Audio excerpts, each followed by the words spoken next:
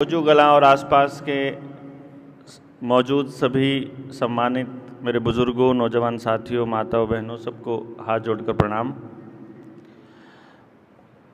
जिस मकसद से मैं आपके बीच में आया हूं उसको थोड़ा स्पष्ट कर दूं ताकि आप लोग कनेक्ट हो सके। ऐसे ठीक है या वैसे ठीक है? ऐसे ठीक है। चलिए ये स्पष्ट कर दें कि हम यहाँ आपके बीच क्यों आए हैं। आपको मालूम ही होगा, जैसे आचार्य जी ने अभी बताया, कि सारा देश एक जाल में जकड़ लिया, झूठ के आवरण में टेलीविज़न का, मीडिया का, अखबारों का सहारा लेकर के हमारे लोगों को झूठ परोसा गया, हमको घरों में कैद किया गया। और आज समाज का हर व्यक्ति ये मानता है कि वो बीमारी झूठ था, प्योर झूठ था, और उसके नाम पर जो इलाज के नाम पर जो केमिकल बॉडी में डाला गया वो कितना नुकसान कर रहा है वो आप अपने आसपास रोज देख ही रहे हो। वो सब ने देख लिया। लोगों को लगता है कि ये खतरा टल गया है, लोगों को लगता है बीमारी चली गई है, और लोग ये सोच रहे हैं कि अब चीजें नॉर्मल हो गई हैं। लेकिन उसका जो असर है उसके ऊपर थोड़ा नजर डालोगे तो अब उस बीमारी का असर आना शुरू हुआ है। लॉकडाउन का असर यह हुआ कि जो छोटे दुकानदार थे उनमें से 80% दुकानदार आज कर्जे के बिल्कुल टॉप लेवल पे और पे ना करने के सबसे लोएस्ट लेवल पे आ चुके हैं।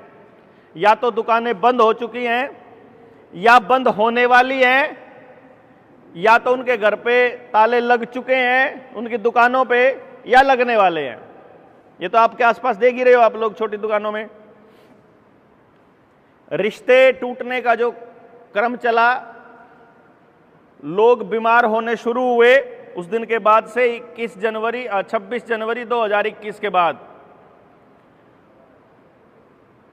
सरकार ने बोला 100 करोड़ डोज लग गई, 150 करोड़ डोज लग गई, कुछ भी लग गया हो। लेकिन आज अपने गांव में और अपने आसपास हर किसी, मतलब ऐसे व्यक्ति को जिसको वो वैक्सीन लगने के बाद बुखार हुआ था, उसको कुछ ना कुछ होना शुरू हो चुका है। कुछ ना कुछ, मतलब मैं नहीं कहता क्या, किसी के घुटनों में, किसी के जोड़ों में, किसी की आई साइट पे, किसी के सिर में, किसी के बाल उड़ रहे, किसी को एलर्जी हो रही, कोई कह रहा है नपुंसकता है, बांझपन है, पीरियड्स में इरेगुलरिटीज लेडीज में आ रही है, कंसीव नहीं हो रहे, मिस कैरेजेस हो रहे हैं, ब्रेन हैमरेज हो रहे हैं, हार्ट अटैक हो रहे हैं, लकवा मारा है किसी को भी, हर तीसरे आदमी को कहीं ना कहीं आप खबर सुन रहे हो अपने रिश्तेदारों में, ये चल रहा है। अगले साल इसके बहुत भयंकर परिणाम देखने को मिलेंगे। अगला साल जो आने वाला है 2025, और फिर सरकार ये कहेगी कि एक और बीमारी आई है, फिर कहेगी एक और वायरस आया है, साइड इफेक्ट होने हैं किसी केमिकल के, और बताएंगे वो नई बीमारी, और फिर नई बीमारी के नाम पर फिर नया इंजेक्शन। क्या तब के लिए हमारे पास तैयारी है? मुझसे अगर कोई पूछे तो हमारी कोई तैयारी नहीं है, लेकिन सरकार पूरा इंतजाम करके बैठी है। पिछली बार जब आपको घरों में कैद किया था और बाहर निकलने से पहले आपको एक सर्टिफिकेट दिखाना पड़ता था कि पहले 2 डोज लगवा रखी है, उसका सर्टिफिकेट दिखाओ, नहीं तो तुमको बस में नहीं चढ़ने देंगे, रेल में नहीं चढ़ने देंगे, पेंशन नहीं मिलेगी, राशन नहीं मिलेगा कोटे से, स्कूल में नहीं जा सकते आप, पेपर नहीं दे सकते, कोई फॉर्म नहीं भर सकते, दुकान नहीं खोल सकते, मंडी में नहीं जा सकते। यही कहा था उन्होंने। अब की बार वो ऐसा नहीं करने वाले हैं, क्योंकि वो पिछले वाला प्रोपेगेंडा फेल हो गया।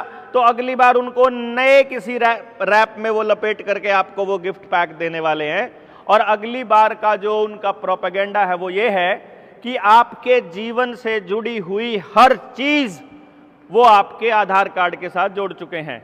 आपका बैंक का खाता, आपका एटीएम, आपका आईटीआर, पैन नंबर, आपकी बिजली का बिल, पानी का बिल, गैस का कनेक्शन, आपके ट्रैक्टर के कागज, घर के कागज, जमीन के कागज, फैमिली आईडी, बच्चे का स्कूल का आईडी प्रूफ, आपका जीमेल अकाउंट का, आपका मोबाइल नंबर का, सब कुछ आधार कार्ड के साथ जुड़ चुका है। और अब आप उनके ऑनलाइन सिस्टम के ऊपर डिपेंडेंट हो चुके हो। अगली बार जब आपके ऊपर उनको जबरदस्ती करनी होगी तो सिर्फ एक ही काम करना है कि आपका आधार कार्ड का बटन दबा दो। घर में बिजली भी नहीं आएगी, गैस भी नहीं आएगी, पानी भी नहीं आएगा, कुछ नहीं आएगा। उसके बाद क्या करोगे? उसके बाद आपको फिर लगवाना पड़ेगा। क्यों जी? क्योंकि पिछली बार कुछ लोगों ने यह बोला कि सरकार ने मजबूर कर दिया। सॉरी, मैं हाथ जोड़ के माफी मांग लेता हूं पहले ही, लेकिन मैं बहुत कड़वी और गंदी बात कहा करता था उस टाइम पे। मैंने कहा ये वो लोग हैं, इस एरिया के लोग, हरियाणा पंजाब का एरिया जो है, ये महाराजा रणजीत सिंह के साथ उस दौर के लोग हैं जब कभी अंग्रेजों का गुलाम नहीं हुआ ये एरिया। और हर दौर में, चाहे मुगलों का टाइम आया हो, चाहे अंग्रेजों का दौर आया, इन लोगों ने अपनी आजादी बचाने के लिए हर वो संभव लड़ाई लड़ी जो उनके बस में थी। वो खड़े हुए लड़ने के लिए। लेकिन अब एक स्कूल का मास्टर ने यह कहा कि भाई तुमको क्लास में नहीं घुसने दूंगा, और हमने चुपचाप अपने बच्चे का हाथ आगे करवा दिया। मेरे शरीर को मेरी मर्जी के बिना उन्होंने केमिकल डाला उसके अंदर, मेरी मर्जी के बिना, है ना? मतलब वो मालिक कह रहा है, मेरे तो नहीं डल पाया, हमारा तो, हमने तो कह दिया, मेरे तो बेटे ने भी स्कूल में ये बोल दिया था, हम अनपढ़ रह लेंगे जी, बिना पेपर दिए रह लेंगे जी, हम तो बाप बेटा, मेरे पिताजी ने बोला हुआ है कि हम तो दोनों बाप बेटा दिहाड़ी करके खा लेंगे, पर अपना शरीर नहीं सौंपेंगे किसी को। शरीर सौंपने का काम वेश्या का है, पैसे के लिए या किसी लालच में या किसी डर में अपना शरीर सौंपने का काम हम नहीं करेंगे ये काम। और ये सरकार ने प्लानिंग के तहत किया। अब सबको समझ आ गया। अब इसके बाद क्या इतने से बात मान जाएंगे वो? क्या इतने से खेल समझ जाएंगे गांव वाले कि एक आधार कार्ड से जोड़ दिया है, अब फिर लड़ाई लड़ लेंगे? कैसे लड़ लोगे? गांव के पास लड़ाई लड़ने के लिए क्या बचा है? अगर इसके ऊपर एक नजर दौड़ा लो तो आपको मालूम पड़ेगा कि इतिहास में जाइए और देखिए, कोई भी मुल्क किसी के भी अंडर में गुलाम कब हुआ? जब उनकी रोटी के ऊपर किसी का पहरा हो गया।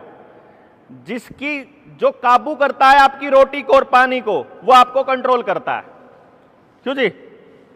जिसके हाथ में आपकी रोटी है, भाई आप अफसर ने कहा कि लगवानी पड़ेगी, नहीं तो तनख्वाह नहीं देवा, मतलब रोटी।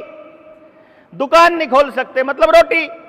बस में नहीं चढ़ सकता, बस में जाके क्या करना? काम धंधा करना है, मतलब रोटी। मंडी में नहीं जा सकता, मतलब रोटी। आप स्कूल में पेपर नहीं दे सकते, पेपर दे के क्या करना? नौकरी का फार्म भरना, मतलब रोटी। यानी रोटी पे कंट्रोल तो आदमी कंट्रोल। क्यों जी? अब रोटी पे कंट्रोल कैसे होगा? आप तो अपना कमाते हो, अपना खाते हो, लेकिन कमाल की बात तो यह, आपकी तो सारी जमीन बैंकों में नीलाम पड़ी है केसीसी के नाम पे। क्यों जी? सबकी पड़ी। अरे पूछा, घर पीछे हैं केसीसी जमा कराने के? 99% लोगों के पास नहीं है। जिसके घर में नौकरी आती है उसके पास हो सकते हैं, जिसके घर में 2-3 नौकरी लग रही है उसके पास हो सकते हैं, जो खेती के साथ कोई दूसरा बिजनेस करता है उसके पास हो सकते हैं, जो सिर्फ खेती कर रहा है उसके पास केसीसी का पैसा जमा कराने का पैसा नहीं है। मानते हो कि जी? बात तो आज अगर केसीसी जमा करानी हो, अगर मैंने जमा करानी हो तो मैं आपसे लूंगा उधारे, जमा करा दूंगा और फिर अगले दिन फिर निकलवा के अगले के वापस कर दूंगा। अपने पैसा नहीं है किसी के पास भी। तो अगर अपना पैसा है नहीं, और शायद आप लोगों को पता नहीं होगा, बता देता हूं आपकी जानकारी के लिए, पिछले 3-1 हफ्ता पहले गौतम अडानी को एग्रीकल्चर फाइनेंस का सारा मैटर सौंप दिया गया है। यानी अब खेती के अंदर जितना भी फाइनेंस होगा, आपके ट्रैक्टर के औजार, आपका खेत से रिलेटेड जितने ये हैं पोली हाउस, और जितना खेती से रिलेटेड जितना भी कर्जे वाला फाइनेंस का मैटर है, वो अब अडानी मालिक है सारे बैंकों का। ठीक है जी? इसका मतलब यह हुआ कि जब आपके पास वो केसीसी का पैसा जमा कराने के लिए नहीं है, और अगर अडानी ने एक दिन अनाउंस कर दिया कि मुझे 30 तारीख से पहले ही पैसा जमा कराओ सारे के सारे, तो क्या सबके पास पैसा है? अभी तो क्या है कि कदे किसी ने लेना पड़े, कदे किसी ने देना पड़े। लेकिन अगर एक डेडलाइन दे दे वो कि 30 दिसंबर से पहले सबको पैसा जमा कराना है, तो क्या हमारे पास पैसा है? अगर हमारे पास पैसा नहीं है तो क्या हम डिफाल्टर नहीं हो जाएंगे? डिफाल्टर नहीं होंगे तो हम एनपीए हो जाएंगे एक दिन। एनपीए हो जाएंगे तो हमारी जमीन नीलाम होएगी, जमीन का मालिक बैंक होएगा, और बैंक का मालिक अगर अडानी है तो उसका मालिक अडानी होएगा। तो कितने प्रतिशत लोगों की बात कह रहा हूं मैं, गांव के, जिनने भी केसीसी बना रखा है,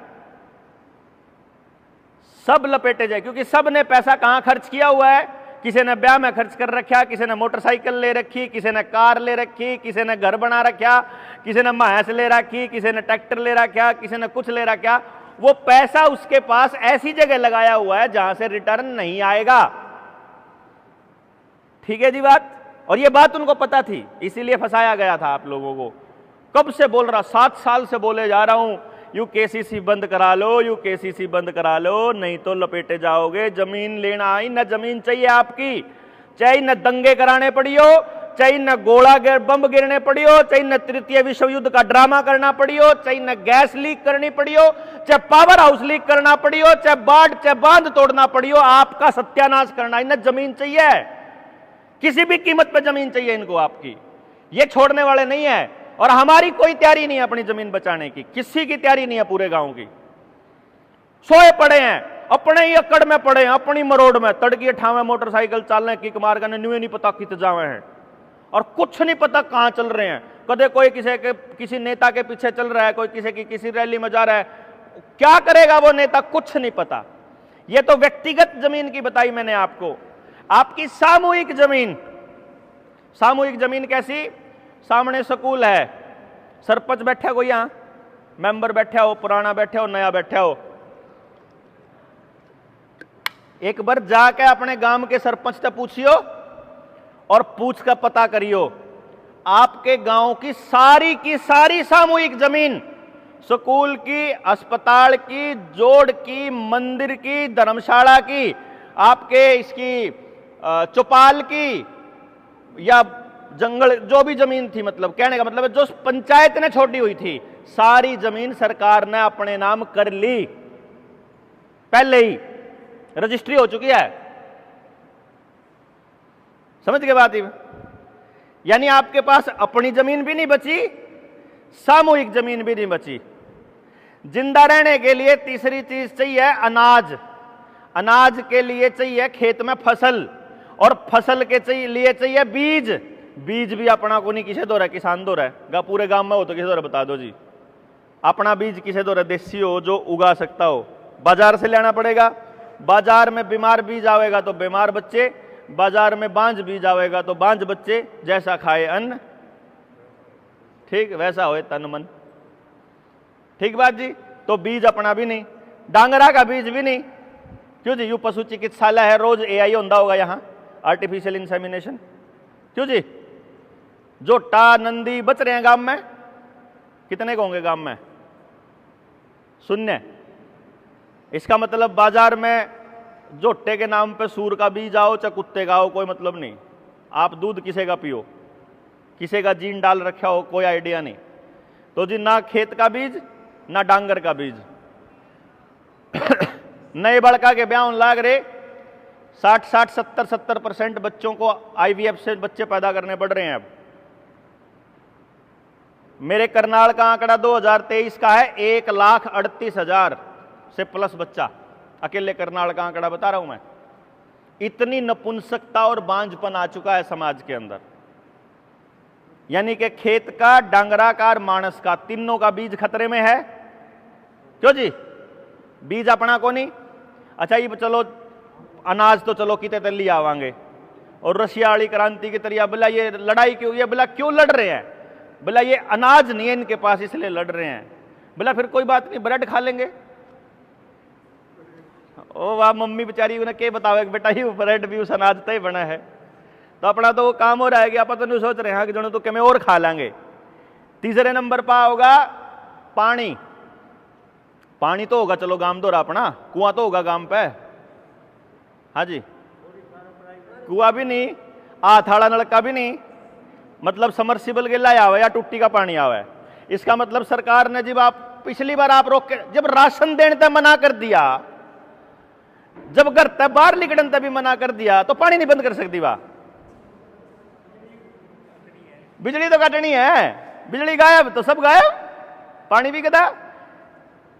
जोड़ बच रहा होगा साफ सुथरा, अगर जोड़ भी नहीं बच रहा उसमें भी लैटरिन का ही पानी आवा है, चल जोड़ में भी लैटरिन, सबके गामा का हाल बताने लग रहा हूं मैं। यो आपता है, यो मैं पूरे देश का यो हाल हो रहा है। यानी आपके पास सामूहिक पानी भी नहीं है, गांव के पास पानी भी नहीं है। घने राज्यों में है, कोई नहीं कहेगा हम तो अपनी बिजली बना लेंगे, कोई कहेगा हम तो अपना सोलर लगा लेंगे, सोलर तो बना लेंगे। उसके इलाज भी उन्हें कर रखे हैं, सारे के कर रखे हैं, उन्हें सारा बेरा है। जो सी बात हमने बेरा, आप सोचा उन्हें कौन बेरा, सबका इलाज करेंगे, चिंता ना करो। लेकिन मोटी बात यह है जी कि आपके पास जमीन नहीं है, आपके पास अच्छा जेब में पैसा तो होगा ही, खाते में हो भी, घर में सोना चांदी भी होगा, लोहा भी होगा, ना लोहा ना सोना ना चांदी ना पैसा, सब कुछ ऑनलाइन है। उन्हें बटन दाब दिया तो सब गायब, क्यों जी, उनके बटन पे है ही बाल। मतलब हम उनके ऊपर निर्भर हैं कि माई बाप जिंदा जिंदा रहने का तो दे दो, कम से कम 5 किलो तो दे दो यार। 5-5 किलो के ऊपर आप खड़े हैं ना, ऑलरेडी लाइन में लग जाते हैं आप गांव वाले। एक आधा तो इतना नीच गिरा हुआ आदमी है गांव का कि इतनी बड़ी कोठी बना रहा है, फिर भी मरा बटा राशन में तो 5 किलो लिया हुआ है। न्यू क्या फरी का हुआ केस हुआ है, मैं उस तन्यू को फरी का नहीं, अगर तू आज फरी का किसे पे तो इतना सा भी ले लेगा ना, अगली पीढ़ी कर्जा तारेंगे हो, बहुत बड़ी कीमत चुकानी पड़ती है अगली पीढ़ी को। फरी का जितने लिया, फरी के एक पेस्टिसाइड यूरिया डीएपी लिया था ना, आज औलाद नपुंसक हो रही है, फरी का लिया था ना वो, तो इसीलिए सारा कुणबा बीमार पड़ा है। वो 50 साल लग गया तस्वीर दिखण में कि अब फरी का लेने की तस्वीर थी। गांव में जो 50 किला का जमींदार था, उसकी लुगाई भी आंगनबाड़ी में कटोरा ठाका चला कर दी, चूरी लाऊंगी मांग की, है ना जी, तड़के तड़क कटोरा ठाका चला कर दी। उनका परिवार सारा टूट लिया, वह मंगते बना दिए। हमारे गांव में गरीब से गरीब आदमी भी कभी फ्री में नहीं चाहता था। वो क्या करता, अगर जब उसने कुछ लेना है किसी पे तय, अनाज लेना हो, न्यार लेना हो, तो कुछ ना कुछ करके लिया करता हो, थोड़ा उसकी मदद करके, ताकि उसने आत्मसंतुष्टि रहे कि मैंने फ्री में नहीं लिया। लेकिन इन्होंने क्या किया, हम सबके हाथ ऐसे कर दिए। ये समाज जो हमेशा दूसरों को दिया करता था, इसने सबको मंगता बना दिया। तो आज हम जीवन जीने के हर पहलू के ऊपर, सरकार के ऊपर या पूंजीपतियों के ऊपर या कंपनी के ऊपर या बाजार के ऊपर निर्भर हो चुके हैं, या अभी कसर है जी? बताओ बताओ जी, कसर है को लिया आप? मेरे खाते को मन तो कसर नजर आ नहीं रही, आपने नजर आ रही होगी बाल, क्योंकि वह गर्दन में यहां तक नहीं आया, वो अलग बात है, वो थोड़े दिन में आपको दिखना स्टार्ट हो जाएगा। जो पर्पस आपके बीच आने का है वो ये है कि आप लोगों की आजादी के लिए बात की जाए, क्योंकि आपकी आजादी में ही मेरी आजादी है, आपकी सेफ्टी में ही मेरी सेफ्टी है। कि जब मैं इस पर निकला ना, मैं निकला तो अपने बच्चे के लिए था। मैंने देखा कि मेरा बच्चा तो सेफ है, लेकिन स्कूल में उसके साथ पढ़ने वाला बच्चा अगर नशेड़ी हो, या उसके हाथ में चक्कू हो, या उसके हाथ में बंदूक हो, तो भी सेफ है क्या मेरा बच्चा? तो सेफ नहीं है। इसका मतलब अगर मुझे अपने बच्चे की सेफ्टी के लिए बात करनी है, तो मेरे बच्चे की क्लास में पढ़ने वाले 40 के 40 बच्चों की सेफ्टी पर बात करनी पड़ेगी। और अगर मैंने 40 बच्चों की सेफ्टी पर बात करनी है, तो उस स्कूल में रहने वाले हर बच्चे की सेफ्टी पर बात करनी पड़ेगी। और जब मैं स्कूल की बात करूंगा तो फिर पूरे गांव की करनी पड़ेगी, और मेरा गांव दूसरे गांव के लिए भी जुड़ा हुआ है, मैंने उसकी भी करनी पड़ेगी। इसका मतलब अगर मुझे अपने बच्चे की सेफ्टी पर बात करनी है, तो मैं किसी भी आदमी को छोड़ नहीं सकता फिर समाज में, फिर मुझे सबके लिए बात करनी पड़ेगी। फिर मेरे समझ में आवे कि मारे पुरखे तो पहला ही गया कर दे कि बालक तो सबके साथ जले हुए हैं। ये तो मैंने तो यूं समझ में आया, तो हमारे पुरखे पहले ही गया करते। इसका मतलब तो वो लोग तो इस बात को जानते थे कि भाई आप एक भी बच्चे को नहीं छोड़ सकते। अगर अपना बच्चा बचाना है तो आपको पूरे गांव को बचाने पर बात करनी पड़ेगी और उस पूरे समाज को बचाने पर बात करनी पड़ेगी। अब बचाएंगे कैसे, आजाद कैसे होंगे? क्योंकि आज हम जो सबसे ज्यादा कंफ्यूजन में हैं, जो सबसे ज्यादा समस्या में घिरे हुए हैं, उसका बहुत बड़ा कारण हमारी औलाद है। एक एक औलाद है, स्कूल में जा जरूर रही है लेकिन पता नहीं है उस स्कूल में वह के करकाव है। क्यों जी?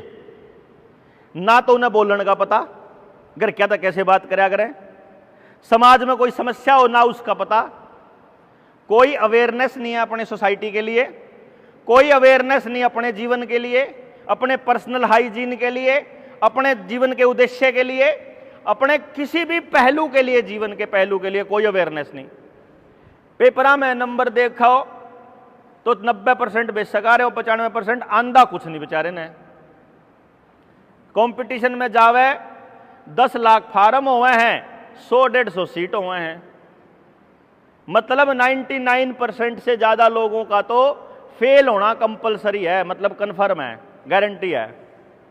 इसका मतलब अपन सारे लोग ऐसे हैं जिनसे इस बात पे परेशान हो सकते हैं आने वाले टाइम में कि इस औलाद का क्या करा।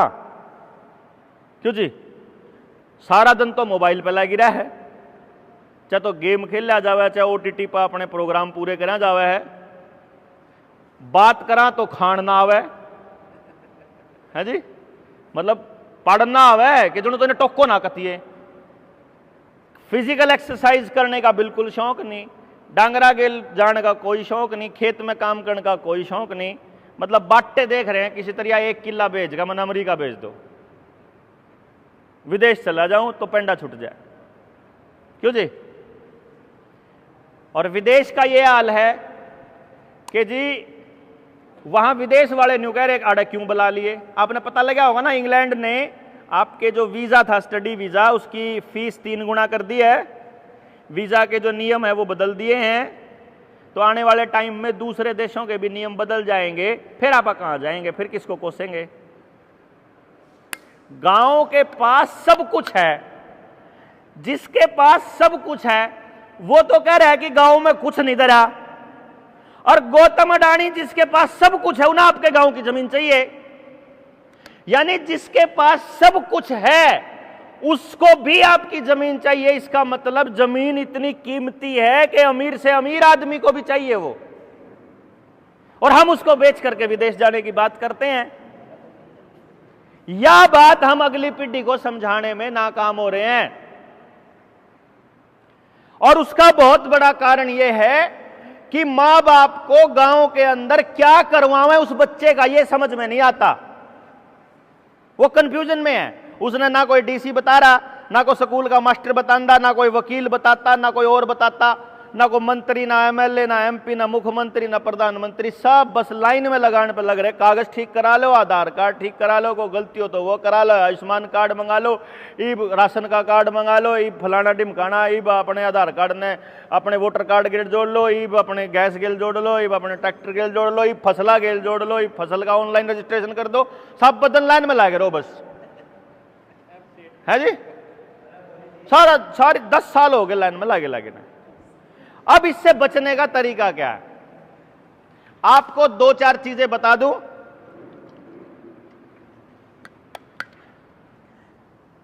आप लोगों में से किस किस के पास आधार कार्ड है? हाथ खड़ा करो। ज्यादातर लोगों के पास है। जिसके पास आधार कार्ड है, जिसके पास वोटर कार्ड है, वो इस देश का नागरिक नहीं है। पता है आपको यह बात? आधार कार्ड के ऊपर लिखा है यह नागरिकता का प्रमाण पत्र नहीं है। लिखा है ना आपके आधार कार्ड पे, यह नागरिकता का प्रमाण पत्र नहीं है। वोटर कार्ड, एक बार जाकर के नागरिकता के अधिनियम को पढ़िए, आप कौन नागरिक है यहां का, और पीपल्स रिप्रेजेंटेटिव एक्ट को पढ़िए। पीपल्स रिप्रेजेंटेटिव एक्ट क्या है? पीपल्स रिप्रेजेंटेटिव एक्ट यह कहता है कि जब आदमी ने किसी को वोट कर दिया, जब हमने किसी को वोट कर दिया तो अपनी तरफ से निर्णय लेने के लिए उसको अधिकृत कर दिया, यानी अपने सारे अधिकार उस व्यक्ति को दे दिए। तो जो आपके नागरिक होने के अधिकार थे, अब वो अधिकार नहीं बचे। समझे?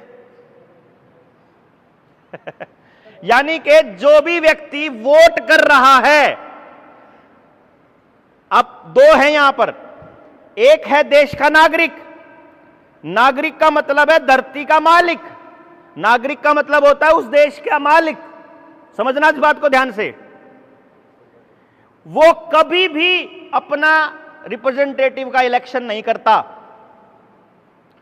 और जो नेता है, नेता नहीं मतलब सॉरी, रिप्रेजेंटेटिव है, सरपंच, एमएलए, एमपी, जिला पार्षद, ब्लॉक समिति मेंबर या चेयरपर्सन जो भी है, प्रधानमंत्री, मुख्यमंत्री, ये सारे, यहां तक कि राष्ट्रपति, चपड़ासी से लेकर राष्ट्रपति, ये सारे लेते हैं तनख्वाह। ठीक है? तनख्वाह लेता है नौकर, और इनके बारे में लिखा जाता है ये है OIGS, on India government service, India government के सर्विस पे। किसकी सर्विस पे? भारत सरकार की नौकरी पे। तो भारत सरकार कौन? जो वोट नहीं करता वो भारत सरकार। आई बात समझ में? अपने बड़े बूढ़े कभी भी वोट नहीं डालते थे। गांव में वोट डालने का चलन नहीं था।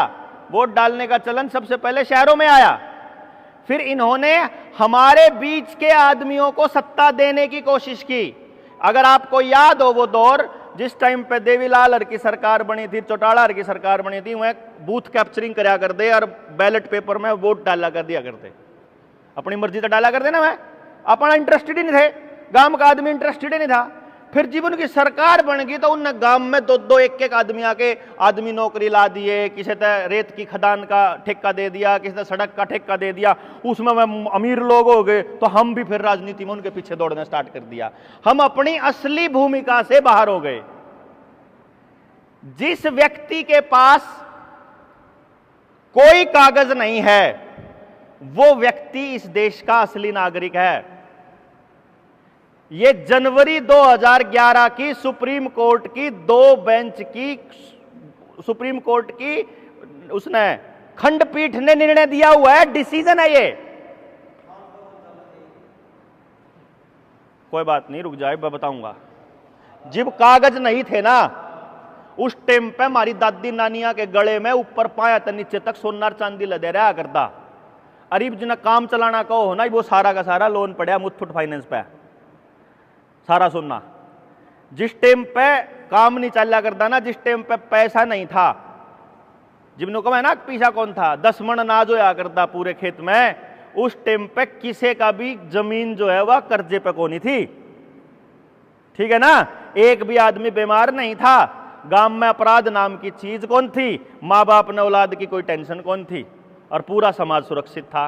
अरीब जो सा काम चलाना, जिसने कहा हाँ किसी के तो घर में सोना नहीं रह रहा, किसी के घर में चांदी नहीं रह रही, किसी के घर में भाईचारा नहीं रह रहा, किसी भी गांव में अब तक नशा ना आया हो ऐसा कोई समाज नहीं रह रहा, और अपराध कितना बढ़ लिया, और सारे कर्जे पे बैठे, आपा जितने बैठे अर्जुन से बाहर बैठे सब कर्जे पे हैं, और दिमाग में टेंशन है टेंशन, और सारा परिवार बीमार पड़ा। और कितना काम चलाओगे भाई, और के चलाना है? हाँ तो और के रह रहा है चलाना। इस आधार कार्ड ने तो मकान गिरवी दर है, इस आधार कार्ड ने तो डंगर गिरवी दर है, इस आधार कार्ड ने तो खेत गिरवी दर है मेरे भाई। यो आधार नहीं होता तो कुछ नहीं गिरवी जावे था। फिर आप उतना ही पैर पसारा जितनी हमारी चादर थी। मैं ये कह रहा हूं, ये इस बात इन बातों का जवाब देवांगे, सारी बातों का। जो मेन बात मैं आपने बताने लग रहा था कि चपड़ासी से लेकर राष्ट्रपति तक सारे लेते हैं तनख्वाह। अगर वो लेते हैं तनख्वाह तो वो है नौकर, उसको बोलते हैं ऑन इंडिया गवर्नमेंट सर्विस। और इंडिया गवर्नमेंट है वो जो गांव में बैठा है, वो व्यक्ति जो अपनी पुरखों की जमीन पे बैठा है। आई बात समझ में? कौन आदमी? जिसके दादे, परदादे, बाप और वो पीढ़ी अगर उसी जगह पर है जहां से शुरू से लेकर के चलता रहा है 3-4 पीढ़ियों से, तो वो मालिक है। जिसने अपनी जगह छोड़ के कागज कहीं और का बना लिया, यहां से जोजू कला से चल के अगर उन्हें दादरी का बनवा लिया, अगर उसने किसी दूसरे गांव का बनवा लिया, अगर उसने किसी चंडीगढ़ का, दिल्ली का बनवा लिया, तो वो हो गया रिफ्यूजी। आई बात समझ में? इसीलिए सरकार बड़ा गेम खेल रही है कि जोजू कला में नौकरी करने कोई और आवेगा और जोजू कला का आदमी कितने और जाओगा। इसीलिए वो प्लान चल रहा है कि एक बाप के 3 बच्चे होंगे तो तीनों में से एक दिल्ली में जाओगा, एक दादरी में जाओगा, एक चंडीगढ़ में जाओगा। ऐसे हो रहा ना जी। रोहिंग्या आ रहा है पश्चिमी बंगाल में, बंगाली पहुंच रहा है कलकत्ता में, बिहारी झारखंड पहुंच रहा है यूपी, बिहार में, यूपी और हरियाणा में और पंजाब में, और पंजाब और हरियाणा वाला पहुंच रहा है अमेरिका में, कनाडा में, और कनाडा वाले किलकी मारने लग रहे मार पर रोजगार नहीं, मार पर रोजगार नहीं, मारे वाले का हमारा रोजगार है, यूपी वाले का मार पर रोजगार नहीं, वह आवे हरियाणा में रोजगार मिले, उन्हें हरियाणा में रोजगार मिल जाए, हरियाणा वाले का रोजगार नहीं, वो बढ़ के और जावे, है नहीं? मतलब सारे बोले हुए नून तो नून फिर लग रहे तड़के तलेगा सांझ तक। सारा गांव अपनी मेहनत की कमाई अपने बच्चों की पढ़ाई के नाम पे, कैलकुलेट करो एक बारी बैठ करके पूरे गांव का, मैंने कैलकुलेट किया हुआ है। 4500 वोट थी एक गांव में, मैंने टेस्टिंग किया, हर घर में जाके मैंने पता किया कितना अनाज लाग गए, कितने चौल लाग गए, कितनी दाल लाग गए, कितना तेल लाग गए, कितना टेस्टा पे, कितना दवाइयां पे, कितना पढ़ाई पे, कितना ट्यूशन पे, कितना पेट्रोल डीजल पे, कितना पानी खर्च हुआ है, सब कुछ टेस्टिंग करा, बिजली का और सारी का मैंने पता करा। 4500 जनसंख्या का उसका वोट का गांव अपने जोजू कला की कितनी है? इसका मतलब लगभग डबल ला लो आप कैलकुलेशन करके ना, 1.5 गुना तो हो ही जाओगा। 4500 वोटों वाले गांव में मैंने कैलकुलेशन किया था 53 लाख रुपया महीने का 5 स्कूल के मालिकों की जेब में जावे था। 53 लाख रुपया, अगर इस काम का हिसाब लगाओगे तो लगभग 70 लाख रुपया बैठेगा इस हिसाब से। जोजू कला अपनी मेहनत की कमाई का 70 लाख रुपया 5-7 स्कूलों में जानते होंगे अपने बालक हैं, 15-16 में चले जाओगे। वो मतलब प्राइवेट प्लेयर्स की जेब में जा रहा है ना पैसा, आपस में एक दूसरे के पास तो नहीं घूम रहा ना। समझ के बात आप? मैंने उस गांव में जब कैलकुलेशन किया कि जुनसे मास्टर उन स्कूलों में नौकरी करे हैं, जिन स्कूलों में आपके बच्चे पढ़े हैं, उन मास्टर ने अगर आप अपने गांव में लिया हो, उन्हें मास्टर ने वहां अगर वो 10,000 तनख्वाह ले रहा है, आप 15 देंगे, वो 15 दे रहा है तो आप 20 देवांगे कि हमारे गांव में आ जा तू, हम सारा पैसा यहीं लगाएंगे, तो 10 से 12 लाख रुपए में काम चलता है पूरे गांव का। और उसमें भी तब चला है ईब तो जावे वो 50 बड़का की क्लास में बैठा है, ये तो तब की बात कर रहा है जब 15 और 20 बड़का की एक क्लास, बस 15 बड़का पे एक मास्टर रखोगे ना, 15 बड़का पे एक मास्टर, तो भी पूरे गांव का खर्चा 10 लाख तो ऊपर नहीं है। उसके बाद बचे बाकी की एक्टिविटी। हर बच्चे को परमात्मा ने एक गुण देकर भेज रखा है, लेकिन हमको नहीं पता वो गुण क्या है। और जिस स्कूल में पढ़ने लग रहा है उस स्कूल के मास्टर ने भी नहीं पता। क्यों जी? पता है कि माँ बाप भेज दे बस तड़की बस्ता पैक करके, वो सान ना आ जाए, मैडम ने यूं काम दिया, वो काम कापी बता ले, मंडे वाले दिन टेस्ट हो जाए, टेस्ट में तो जो साहब वो पीटीएम में उसका रिपोर्ट कार्ड आ जाए, उस रिपोर्ट कार्ड के हिसाब से सांझ ना मम्मी कहता है बेटा थोड़ी और मेहनत करनी पड़ेगी है, और पढ़ा कर जी लागा ना, कितना पढ़ा हो किसी का समझ में नहीं आ रहा बेचारे का। क्यों बालक को समझ में नहीं आ रहा कितना पढ़ा और कितना पढ़ा बोला।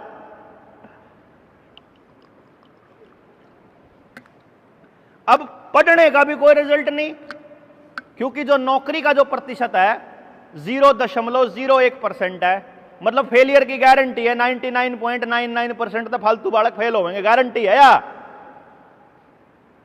क्योंकि इतनी ही सीट हैं। इसका मतलब अपने गांव को दोबारा से बच्चों के मामले में एक बार सोचना पड़ेगा। अच्छा, परमात्मा की कृपा से अपने पास एक कला है, एक साइंस डेवलप करी, और इंडिया में इस पे काम करने वाला मैं पहला आदमी कि मैं 3 साल के बालक तक लेकर किसी भी इंसान के बारे में न्यू बता सकूं। वो परमात्मा ने इस सा दिमाग दे रखा। यो पैदाइशी साइंटिस्ट है, यो पैदाइशी प्लेयर है, यो पैदाइशी लेखक है, यो पैदाइशी कवि है, यो पैदाइशी संगीतकार है, ये पैदाइशी, इसमें यो पैदाइशी गुण है। फिर तो आप तैयार कर सका सबके बड़कन है, क्यों जी? अगर मैं वही कैलकुलेशन लगाऊं तो 18 साल से कम उम्र के जोजू कला में लगभग 2000 बच्चे होंगे, 2 से 2500 बच्चा, इतना ही होगा जी। अगर 2-2500 बच्चों का हमको पता लग जाए कि इसमें 300 प्लेयर हैं पैदाइशी, तो क्या हम 300 प्लेयरों के लिए यार 4-5 कोच नहीं ला सकते गांव में? बताओ जी जरा एक बारी, ले सके?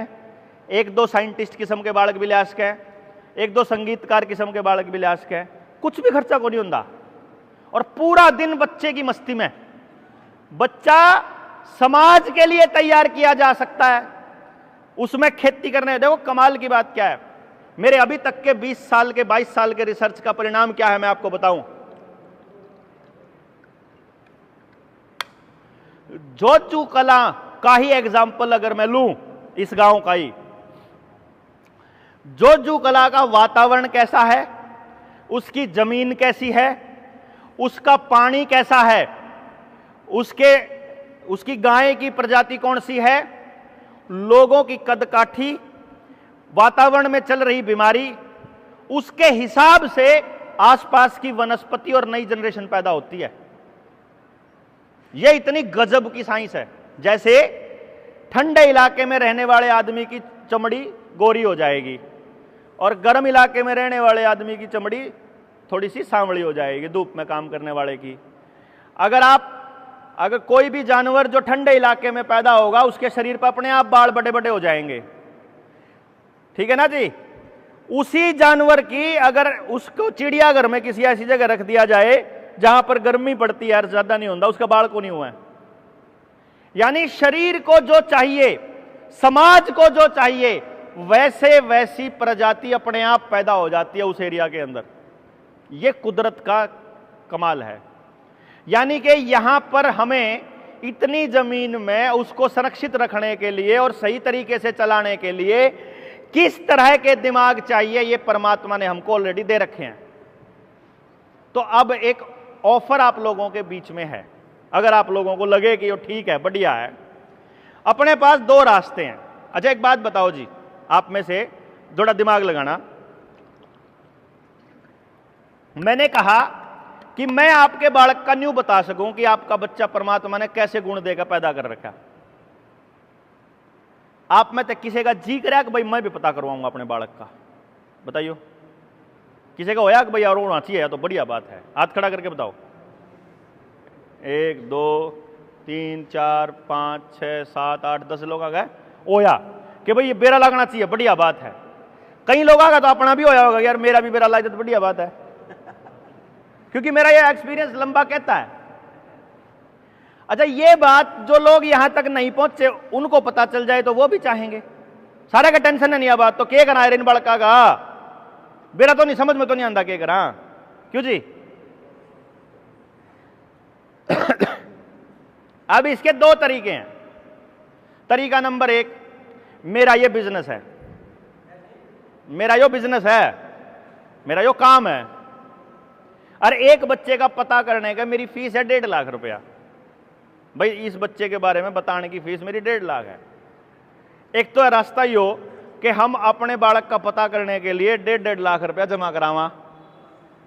एक दूसरा तरीका है जिसको हमने 7 साल पहले लॉन्च किया था गांवों के लिए स्पेशली, कि अगर गांव बचाना है तो तरीका यह है कि गांव इकट्ठा हो जाए, इकट्ठा होकर के गांव को पता चल जाए कि शिक्षा के क्षेत्र में हमको बदलाव करने की जरूरत है, और गांव अपने नौजवान बच्चे हमको दे दे, और हम उन नौजवान बच्चों को ये सारी विद्या और टेक्नोलॉजी फ्री ऑफ कॉस्ट दे दें।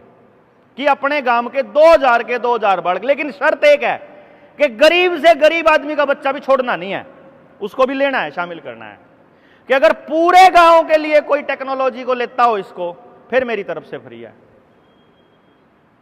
अब गांव के लिए क्या बेट है जी, एकला एकला चलना कि इकट्ठा होकर चलना? भाई इकट्ठा होकर चलना तो मारा सब कुछ आपके लिए न्यौछावर है।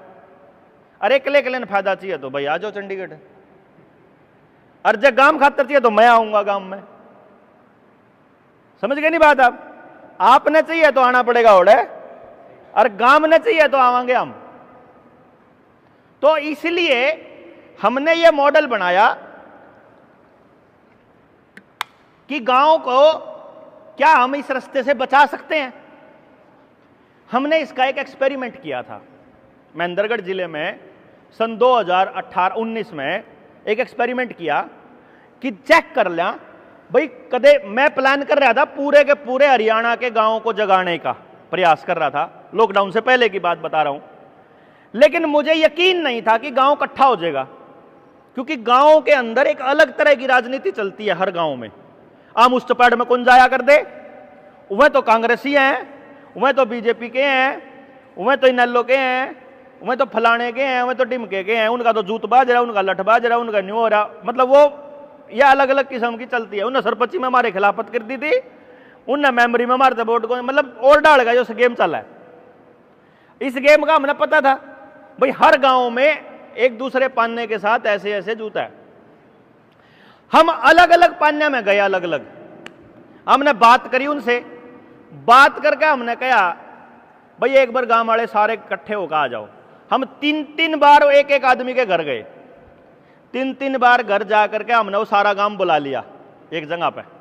बुला कर हमने कहा भाई न्यू न्यू करके एक प्लानिंग है, मेरे पास एक टेक्नोलॉजी है, मैं उसकी ट्रेनिंग तुमने घर बैठे दे दूंगा, कड़ी जाने की जरूरत नहीं। अपने गांव ने बचाने के लिए कौन कौन वॉलंटियर बनने को तैयार आ जाओ। 63 बालका ने नाम लिखवाया जी।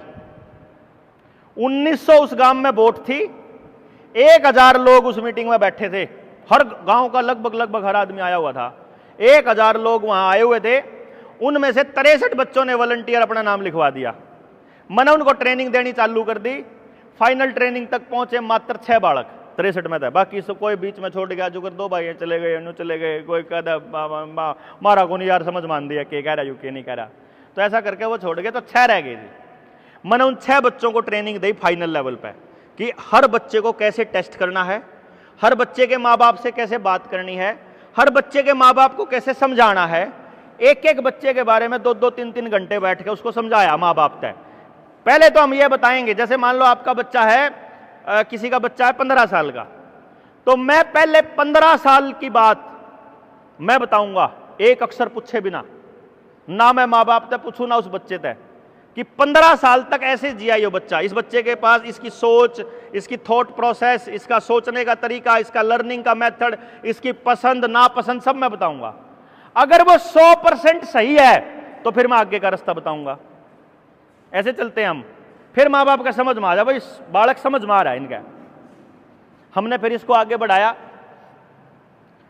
सब तैयार हो गए। हमने फिर एक टेस्टिंग करी कि माँ बाप मुफ्तखोर तो नहीं है भाई। हमने ये कहा था कि सारा गांव का करेंगे हम, तो स्टार्टिंग करी हमने सरकारी स्कूल से, और हमने कंडीशन रख दी गांव के अंदर कि जब बच्चा सरकारी स्कूल में पढ़ा है तो फ्री करांगे लगभग, और जब प्राइवेट में पढ़ा है तो फिर 2 रास्ते हैं। हमारी टीम पे करवाओगे तो 20,000 पे लगेंगे, 15,000 और 20,000, और जब मेरे पे करवाओगे तो मेरी फीस उस टाइम 80,000 थी, उस टाइम की बात बता रहा हूं। तो भाई डॉक्टर साहब पकड़ाओगे तो 80,000 और 1 लाख लगेगा। तो माँ बाप बोले, जो गांव का सरपंच था, एक आधा कोई बड़ा बिजनेसमैन था गांव में, ठीक ठाक नौकरी करने वाले थे, उन्हें तो पीछे दे के करवा लिए उस टीम पे, तो उनका घर चलने लग गया 6 के 6 बड़का का। और जो गांव में सरकारी स्कूल में पढ़ा करते बालक, उनके माँ बाप से बात करी तो उनका हमने पूछा, देखो जी थारे बच्चे खातर हम करा, हाँ तू बता गांव खातर के करेगा। बोले जी मैं क्या कर सकूं, मैं तो कि मैं आंदा ही नहीं मन। तो भाई तना आवे तू बिजली का काम करे, कहा तो तन है बिजली का काम सिखाने की क्लास लग गया करेगी, तो तना में सिखानी है, सिखा देगा? हाँ जी सिखा दूंगा। तू चिनाई का काम करे, हाँ तो हमने बड़का था चिनाई का काम सिखाना है तो तू सिखाओगा काम में, हाँ सिखा दूंगा जी। तू क्या करा, मैं तो दिहाड़ी करा करूँ जी, बस तू दिहाड़ी करा करा है। तो जब स्कूल का सामूहिक काम होगा तो तना दिहाड़ी देनी पड़ेगी अपनी। कितनी दिहाड़ी? एक आदमी ने 40 दिहाड़ी देनी पड़ेगी जिंदगी की, जिंदगी की 40 दिहाड़ी। चाहे तो दे दे 20,000 रुपये और चाहे दे दे पूरी जिंदगी के 40 दिन, और वो भी समाज तय, स्कूल तय, मारते नहीं पर्सनली। 350 बच्चा था जी, 14,000 दिहाड़ी मार पर रजिस्टर में आज भी लिखी पड़ी। अगर जी जिदन एक दिन आवांगे उदन काट लियो। उस गांव की दीवार बनानी थी, बजट नहीं आ रहा था स्कूल, पता है सरकार बजट नहीं दे रही थी। हमने जी गांव में एक बार बस न्यू छेड़ दिया, भाई दीवार बनावांगे, जिसने दिहाड़ी लिखवा रखी उन्हें दिहाड़ी देनी, जिसके घर में चिनाई लाग रही वो एक कट्टा सीमेंट का, एक तासड़ा उसका रेत का, बजरी का, ईंट का, जिस पर जो कुछ हो दे जाओ, और जिस पर जो नहीं कुछ दे सकता, जिस पर पीछे हो पीछे दे दो, अपना अपना योगदान दो। आप यकीन नहीं मानोगे, जिसने मिस्त्री न्यू कवे था कि यह दीवार बनन का काम यू 4 दिन का है, वह दीवार दफारे के 3 बजे तो तैयार थी और 9 लाख रुपए बचे रह गए। मतलब यह गांव की ताकत बता रहा हूं मैं आपने, गांव की इतनी जबरदस्त। मैंने उन गांव न्यू बताई, देखो यू काम कितना बड़ा था। ये 3 साल होए लटक रहे थे स्कूल के हेडमास्टर ने, कहते यू होंदा नहीं है, यू होंदा नहीं है, यू ग्रांट नहीं आ रही, ग्रांट नहीं आ रही, यू हो गया देख दफा रहता ही। इतने मानस छोटा है किसी काम ने है। अब उन्हें न्यू पता कि अब मेरे बच्चे का काम होने लग रहा। ये बात मैं बता रहा हूं जी, जो जिसमें हमने 350 के 350 बच्चा की पूरी प्रोफाइलिंग तैयार कर दी थी। यह 2 मार्च 2020 की बात है। 22 मार्च में लॉकडाउन लग गया, हमारा प्रोजेक्ट रुक गया। जब प्रोजेक्ट रुक गया तो मेरे दिमाग में न्यू आ गया कि ई भी या लॉकडाउन की खिलाफत चालू करांगे। फिर किसान आंदोलन में बढ़ गए, फिर किसान आंदोलन के बाद इस कोरोना में बढ़ गए। ये बोर्ड का सोच दिया ये एजुकेशन पर काम करने की दोबारा से। अब ये प्लान किया कि भाई सरकार का विरोध बतेरा हो गया, लोग जगा दिए अपने गांव बचाने के लिए, गांव जगाते भी रहेंगे और एजुकेशन के लिए अपना मुहिम भी चालू कर देंगे। तो हम जोजू कला में आए आपके पास इसलिए है कि क्या जोजू कला में इस कार्यक्रम की शुरुआत की जाए कि नहीं करी जाए, पहले उन्हें बताओ जी। की जाए जी, चलो आपकी सहमति से अगला स्टेप यो है कि आप जितने लोग हो आप यहां से अपनी एक टीम तैयार करोगे। 5 आदमियों की करो, 20 की करो, जितने ज्यादा की करोगे उतना बढ़िया। मान लो आपने 15 लोग तैयार हो गए, बताओ जी क्या करना है। मान लो टीम आप इकट्ठी होगी, 15 लोगों ने क्या काम करना है। एक काम करना है, अगली तारीख रखेंगे जोजू कला के लिए, हर घर में कम से कम 3 बार जावांगे। 3 बार का क्या कॉन्सेप्ट है पता है? अपना चूल्हा न्योंद भी हो ना तो अगला आदमी चूल्हा न्योंद वाले के भी जिब खान जाग रहे, जिब 3 बार बुलाना ले नहीं कहता यार कोई आंदा ही नहीं। अरे आंदा क्यों करनी, अपनी तो संस्कृति में 3 बार बुलाओगे जिब जाओगा। एक बार तो न्योंदा देने जाओगा नहीं, फिर तड़की चूल्हा चढ़ा नहीं, रोटी तो बनी नहीं, बेरा है पड़ोसी का खानी है, चूल्हा न्योंदा है, तड़की तड़क नहा देगा, बैठ जाएगा अनिल की तरिया नया पैर गया। अगर बुलाना होगा जिब चालूंगा, जानना ही नहीं इतने। फिर वो बुलाना होगा एक बार तड़की बुलाया फिर एक बार और हाल फिर चलूंगा, बने ना जी। अपा 3 बार बुलाने तो जाया करा किसी के भी। इसीलिए हमने इस साइकोलॉजी को हमने पकड़ा कि हरियाणा का आदमी 3 बार बुलाए बिना नहीं जाएगा भाई, पक्की बात है। पंजाब का आदमी ले ले करते इतने में आ जाएगा, एक के बार में आ जाएगा वो, लेकिन अपना वाला को ना है, अपने वाला 3 बार। तो हमने उसको मॉडल को बनाया कि हम पहली बार जाएंगे, एक पैम्फलेट दे के आएंगे, वो मैं आप लोगों को दे दूंगा टीम को। उसमें लिखा हुआ है कि हम राष्ट्रपति से ये मांग कर रहे हैं कि मैं अपने बच्चे को लेकर चिंतित हूं और मुझे अपने बच्चे को लेकर ऐसी शिक्षा चाहिए जिसमें मेरे बच्चे को रोजगार मिलता हो। तुम जो शिक्षा दे रहे हो इसमें रोजगार नहीं मिलता तो यह बंद करके वह दो जिससे मिलता हो। क्यों जी, गलत बात तो नहीं है भाई। जो तुम देन ला हमारा बालक थारे दिया सिलेबस पढ़े, थारे दियो स्कूलों में जावे, थारे दियो पेपर देवे, थम उन्हें कह दो पास, वो पास हो पीछे भी फेल जिंदगी में, ऐसा कैसे हो सकता है यार? थारे दिए पेपर में पास होने के बाद भी वो जीवन में फेल क्यों है? सवाल यह है, या तो उसको क्लास में रखो, इतना इतना वो पास होने जोगा ना होंदा, क्यों जी? अगर वो समाज लायक नहीं बना तो उन्हें स्कूल में रखो, जब समाज के लिए तैयार हो जाए तो समाज में उसको स्थापित करो, उसको जगह दो। और अगर तुम्हारी शिक्षा प्रणाली ये जगह नहीं दे सकती तो शिक्षा प्रणाली को बदलो, ये उसमें डिमांड है। ठीक है जी भाई, इसमें हर घर को देंगे, अगली बारी उस घर में तय लेकर आवांगे, मतलब एक बार देने जावांगे सबका वो कागज, फिर अगली बार वो साइन करके वापस दे देगा, मारता है वो इकट्ठे करके फिर आप राष्ट्रपति ने भेज जाएंगे, ये तो हमारा है भाई, थम नहीं कर दे फिर हम आपको कर लेंगे बाद में। तो एक बार तो हम उन्हें दिखावांगे भाई थारे को हमने तनख्वाह देने लग रहे, तुम कुछ करो हमारे खातर। दूसरे नंबर पे वो लोग अपने घर में इस शिक्षा क्रांति की मुहिम को रख लें तो एक पोस्टर अगली बार देकर आवांगे, भाई ले यो पोस्टर है, इसने पढ़ लो, यह काम करने वाले हैं हम लोग अपने गांव की शिक्षा के लिए, और आप लोगों की भागीदारी जरूरी है। ऐसा करके तीसरी बार आप इनविटेशन देने जाएंगे जब अपना कार्यक्रम होगा, पूरा गांव आ जाए, हम पूरे गांव को यह बताएंगे कि शिक्षा के क्षेत्र में गलतियां हम क्या कर रहे हैं और बच्चे की परवरिश में बड़ी गलती क्या हो रही है। पेरेंटिंग एंड एजुकेशन, देखो जी अपने यहां मछली पालने के ट्रेनिंग सेंटर हैं, घोड़ा पालने के ट्रेनिंग सेंटर हैं, गाय पालने के हैं, कुत्ता पालने के, सुअर पालन के भी ट्रेनिंग सेंटर हैं। आदमी का बच्चा कैसे पालना कोई चर्चा नहीं है। सूर के बालक का भी गए, सूर के बच्चा भी गए हो हमारे बालक। समाज की तो यह है जी, देखो सच्चाई तो यह है भाई, सरकार ने सूर पालन के तो सेंटर खोल दिए सिखाने के, आदमी पालन का तो सिखाया नहीं है ना। तो आप इस पर बात करेंगे कि हम उस परवरिश में क्या गलतियां कर रहे हैं, यह है पहला स्टेप। दूसरे स्टेप पे जो वॉलंटियर तैयार होंगे उनको करेंगे फिर हम तैयार, और फिर अपने आप चल पड़ेगा गांव का। एक बार सोच बदलने लगे तो हो जाएगा। इस मुहिम में अगर गांव ने यह मीटिंग रख दी पहले तो बहुत ही शानदार है। पहले मतलब हम प्लान कर रहे हैं जी 24 तारीख को, इस महीने की 24 तारीख को ट्रेनिंग करने का, जो उन बच्चों की जो एक तो ट्रेनिंग ऑनलाइन होती है, आप लोग जितने भी करना चाहोगे आपको ऑनलाइन तो अभी दे दूंगा मैं। जो इसके बाद एक स्टेप अगला होता है वो ऑफलाइन होती है, वो हम करेंगे 24 तारीख से इस महीने की। और अगले महीने 25 तारीख टेंटेटिव डेट है ये, मतलब लगभग 25 तारीख की फाइनल है, अभी ताल कटोरा स्टेडियम फाइनल नहीं होया है। दिल्ली के ताल कटोरा स्टेडियम में हम लोग एक गैदरिंग करना चाहते हैं मां बाप की, सिर्फ पेरेंटिंग और एजुकेशन शिक्षा के मुद्दे पर, क्योंकि कोई नहीं करता इस पर चर्चा। राजनीति पर चर्चा कर ले हैं सारे, चुनाव लड़न पे कर ले हैं, बिजनेस मॉडल पे कर ले हैं, सारी बातें पे कर ले हैं, बालका के ऊपर कोई चर्चा नहीं करता समाज से।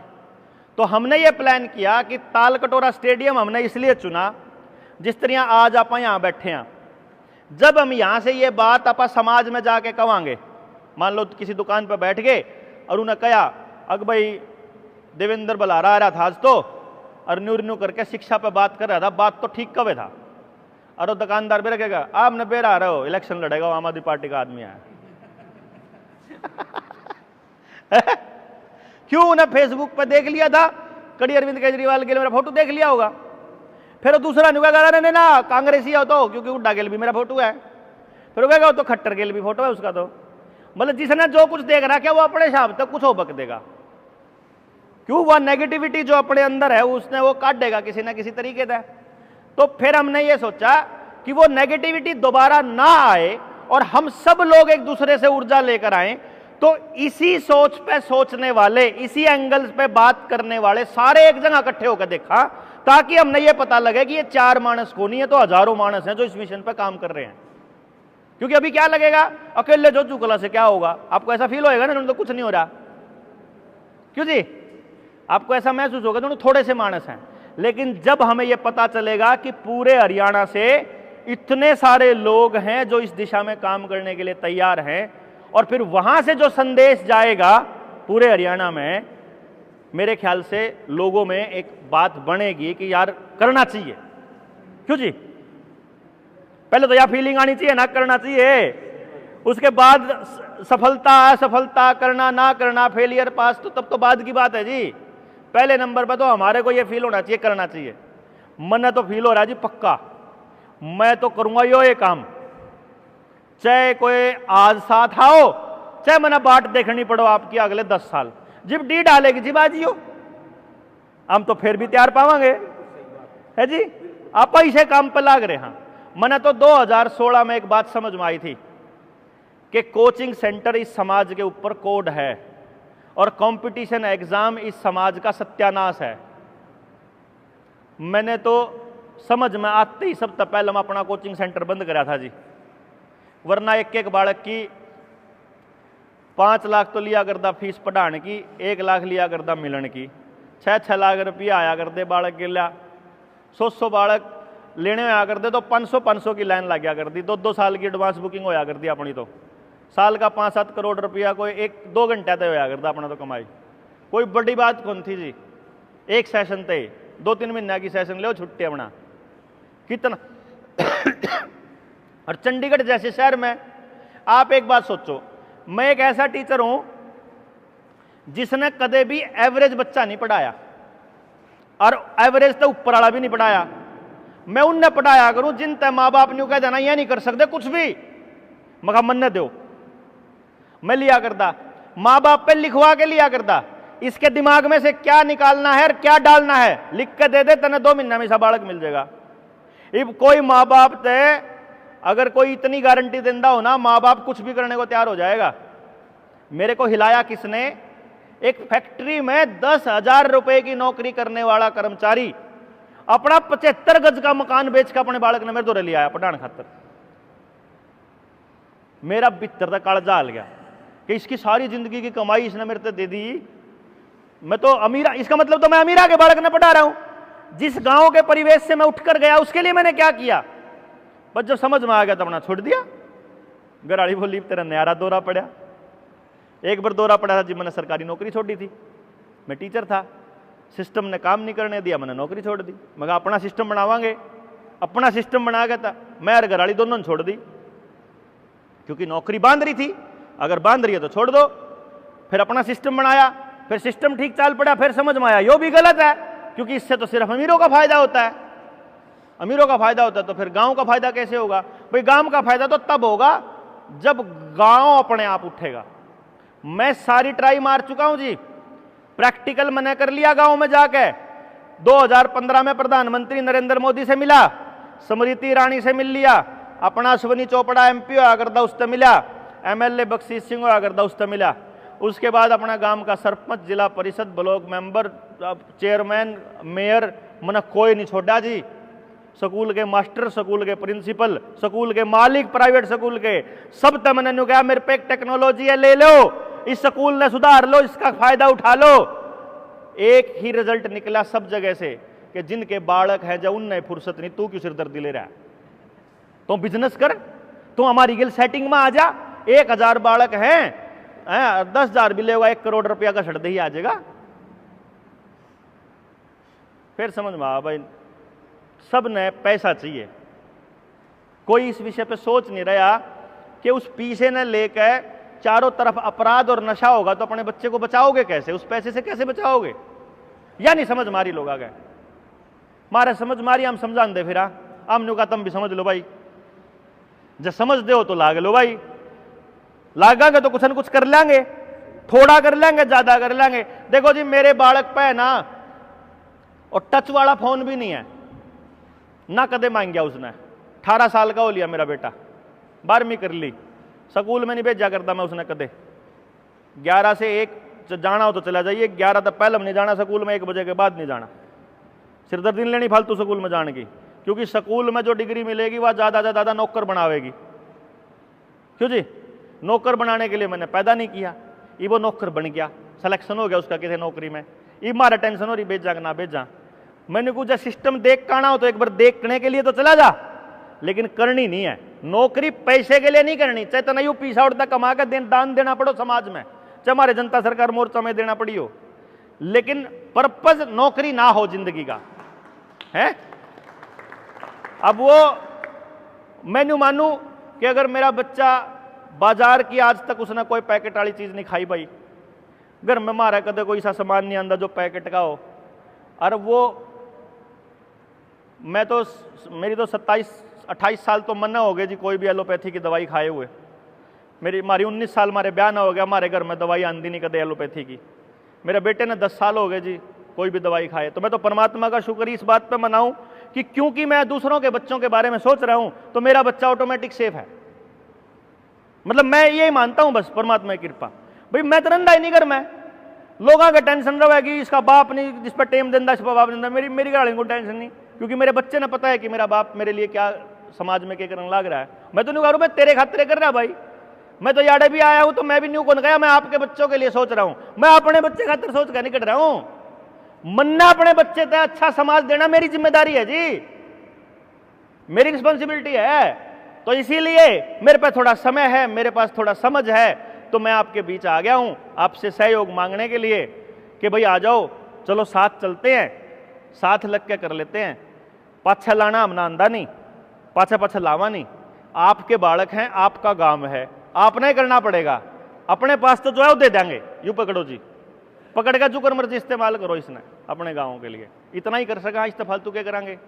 तो एक तो जी अगले महीने की 25 तारीख की तैयारी करनी है, जो कलाना है कहीं एक बस जा सके यड़ता है ताल कटोरा स्टेडियम, क्योंकि सब जगह तो हम जा नहीं पाएंगे, जिन जिन गांवों तक अप्रोच हो पाएगी वहां उन लोगों को इनवाइट कर पाएंगे कि आओ एक बार चलते हैं और देख लेते हैं कि क्या कहता है पूरा हरियाणा। अगर वो कहता है कि इस मुहिम को आगे बढ़ाएं तो फिर एक इरादा ये है कि हर गांव से 2 बच्चे लेकर पूरे समाज को दिखाने वाला कि इधर तो आप अपने गांव के स्कूल न संवारन लग रहे हो, उधर से कोई दूसरा गांव संभाल रहा है, और इधर से हर गांव से 2 बच्चे लेकर हम अपना एक गुरुकुल शुरू करेंगे। गुरुकुल मतलब शिक्षण संस्थान शुरू करेंगे जिसका पर्पज होगा पूरे समाज को एक सैंपल दिखाना। अगर 6800 गांव है, 7000 मान लो, तो लगभग 14000 बच्चा वहां पढ़ेगा। 14000 बच्चा पढ़ेगा, 1000-2000 आदमी उसमें वैसे भी काम करने वाले रहेंगे। तो अगर 15-16 हजार आदमी एक जगह पर रहेगा तो 15-16 हजार आदमी बिना बाहर से कुछ भी मंगाए कैसे सरवाइव करेंगे, वो मॉडल दिखा देंगे। आत्मनिर्भर गांव कैसे बनेगा भाई? आपके गांव को मुझे इतना पता है कि किसी भी गांव को